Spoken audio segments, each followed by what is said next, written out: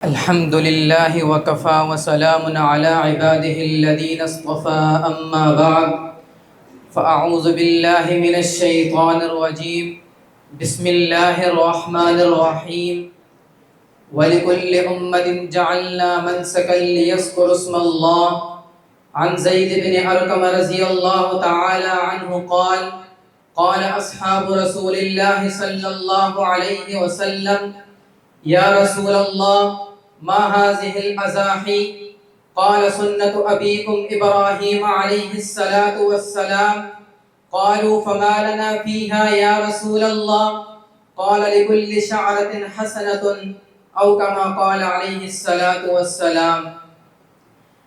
میرے واجب الاحترام اساتذہ کرام اور میرے مرکز اہل سنت والجماعت کے چمکتے دمکتے پھولوں، آج میں آپ حضرات کے سامنے قربانی کے متعلق دو باتیں عرض کروں گا۔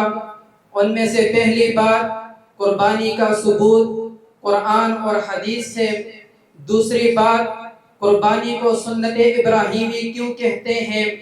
سامعین محترم، قربانی ایک عظیم الشان عبادت ہے۔ حضرت آدم علیہ السلام کے زمانے سے شروع ہوئی، امت محمدیہ علی صاحبہ الصلاۃ والسلام کے زمانے تک مشروع چلی آ رہی ہے۔ سامعین محترم، قربانی کا ثبوت قرآن مجید اور احادیث مبارکہ سے تمہیں ملتا ہے۔ چنانچہ قرآن مجید سورۃ الحج آیت نمبر 34 میں اللہ تعالیٰ ارشاد فرماتے ہیں وَلِكُلِّ أُمَّةٍ جَعَلْنَا مَنسَكًا، کہ ہم نے ہر امت کے لیے قربانی کو مقرر فرما دیا۔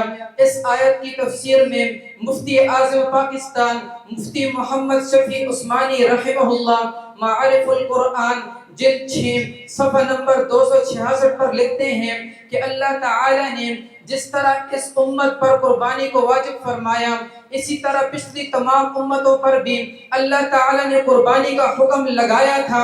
اسی طرح احادیث مبارکہ سے بھی قربانی کا ثبوت ہوتا ہے۔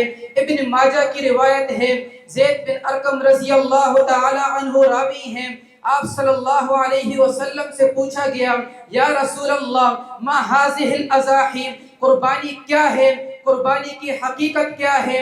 آپ صلی اللہ علیہ وسلم نے فرمایا سنت ابیکم ابراہیم علیہ السلام، کہ تمہارے جد امجد تمہارے دادا حضرت ابراہیم علیہ السلام کی سنت مبارک ہے۔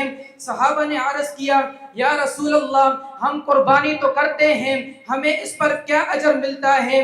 آپ صلی اللہ علیہ وسلم نے فرمایا لِكُلِّ شَعْرَةٍ حَسَنَةٌ، کہ ہر بال کے بدلے میں تمہیں ایک نیکی ملتی ہے۔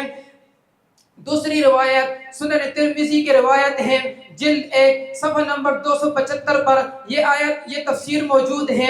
صدیقہ بنت صدیق سیدہ عائشہ صدیقہ رضی اللہ تعالی عنہ راوی ہیں، آپ صلی اللہ علیہ وسلم سے پوچھا گیا ما عمل آدمی من عمل، آپ صلی اللہ علیہ وسلم نے فرمایا ما عمل آدمی من عمل یوم النحر احب الی اللہ من احراق الدم، کہ قربانی والے دن آدمی کا جو بھی عمل نیک عمل کرتا ہے، ان نیک تمام اعمال میں سے اللہ تعالیٰ کے ہاں سب سے محبوب سب سے پسندیدہ عمل وہ قربانی کے جانور کا خون بہانا ہے۔ اس سے معلوم ہوا کہ قرآن مجید سے بھی قربانی کا ثبوت ملتا ہے، احادیث مبارکہ سے بھی قربانی کا ثبوت ملتا ہے، فرمان خدا سے بھی قربانی کا ثبوت ملتا ہے، اور فرمان مصطفیٰ سے بھی قربانی کا ثبوت ملتا ہے۔ سامعین محترم، میں نے دوسری بات آپ کے سامنے عرض کی کہ قربانی کو سنت ابراہیمی کیوں کہتے ہیں، تو میں آپ حضرات کے سامنے حضرت ابراہیم علیہ السلام کا وہ خواب جس کو اللہ تعالی نے قرآن مجید میں ذکر فرمایا، حضرت ابراہیم علیہ السلام اپنے بیٹے سے ارشاد فرما رہے ہیں یا بنی انی اری فی المنام انی اذبحک فانظر ماذا تری، اے میرے پیارے بیٹے انی اری فی المنام، کہ میں خواب دیکھتا ہوں، انی اذبحک فانظر ماذا تری، کہ میں تمہیں ذبح کر رہا ہوں، آپ کی اس بارے میں کیا رائے ہے؟ قربان جاؤں میں اسماعیل علیہ السلام کے جواب پر۔ اسماعیل علیہ السلام نے کیا ہی خوب جواب دیا، فرمایا اے میرے ابا جان، یا ابتی، اے میرے ابا جان، افعل ما تؤمر، آپ وہ کر گزریے جس کا آپ کو اللہ تعالیٰ نے حکم دیا ہے، آپ مجھے اللہ تعالیٰ کی راہ میں قربان کر دیجئے۔ حضرت ابراہیم علیہ السلام نے حضرت اسماعیل علیہ السلام کو اللہ تعالیٰ کی محبت میں، اللہ تعالیٰ کے راستے میں قربان کرنے کے لیے پیش کیا۔ ابراہیم علیہ السلام نے اپنے پیارے محبوب بیٹے کو، اپنے لاڈلے بیٹے کو، اپنے محبوب بیٹے کو اللہ تعالیٰ کے راستے میں قربان ہونے کے لیے پیش کر دیا۔ یہاں ایک نکتہ سمجھیے، اسماعیل علیہ السلام نے فرمایا افعل ما تؤمر۔ ابراہیم علیہ السلام نے یہ نہیں فرمایا تھا کہ مجھے اللہ تعالیٰ نے حکم دیا ہے، بلکہ یہ فرمایا انی ارا فی المنام، کہ میں خواب دیکھتا ہوں۔ لیکن اسماعیل علیہ السلام نے فرمایا افعل ما تؤمر، جو اللہ تعالیٰ نے آپ کو حکم دیا وہ آپ پورا کر گزریے۔ اس سے معلوم ہوتا ہے انبیاء کے خواب وہی ہوتے ہیں اور وہی پر عمل کرنا واجب ہوتا ہے۔ اگر انبیاء کے خواب وہی نہ ہوتے تو ابراہیم علیہ السلام کبھی بھی اپنے بیٹے پر چھری نہ چلاتے اور کبھی بھی اسماعیل علیہ السلام افعل ما تؤمر نہ کہتے۔